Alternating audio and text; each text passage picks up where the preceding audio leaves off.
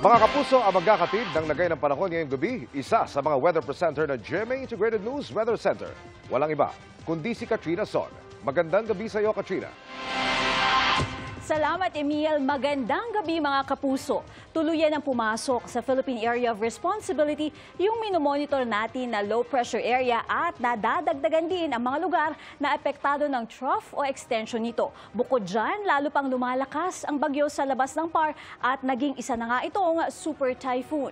Huling namataan ang Super Typhoon Bolaven sa layong 2,280 kilometers silangan ng Northern Luzon. Taglay nito ang lakas ng hangin na nasa 195 kilometers per hour at pagbugso nga abot sa 240 kilometers per hour. Pa-north-northwest ang galaw nito, ibig sabihin po niyan ay papalayo yan at mababa ang tsansang pumasok sa PAR. Yung LPA naman na nasa loob ng PAR nasa layong 840 kilometers silangan ng Eastern Visayas.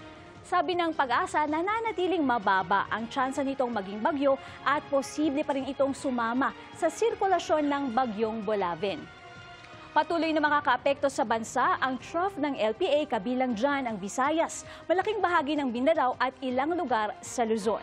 Base sa datos ng Metro Weather, posibleng umaga pa lang bukas ay may ulan na sa Mimaropa at Calabarzon. Pagsapit ng hapon, may mga pag-ulan na rin sa ilang bahagi ng Northern Luzon, Central Luzon at gayon din dito sa may Bicol region.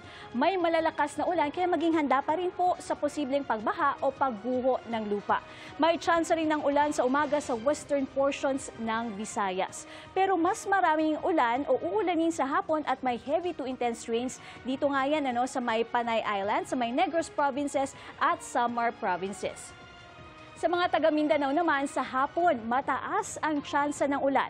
Kabilang sa mga makakaranas niyan ang Zamboanga Peninsula, Northern Mindanao, Davao Region at Caraga Region. May malalakas po na ulan sa Agusan del Sur, kaya doble ingat mga kapuso natin dyan. Sa Metro Manila, posibleng maging maulap at may tsansa ng ulan sa ilang lugar bago magtanghali. Maaring magpatuloy yan sa hapon o gabi, kaya huwag kalimutang magdala ng payong o kapote. At yan ang latest sa lagay ng panahon. Ako si Katrina Son para sa GMA Integrated News Weather Center. Maasahan anuman ang panahon. Mga kapuso, samahan nyo kaming tumutok 24 oras. Bisitahin at mag-subscribe sa GMA Integrated News sa YouTube. Sa mga kapuso abroad, bisitahin ang GMA Pinoy TV at www.gmanews.tv.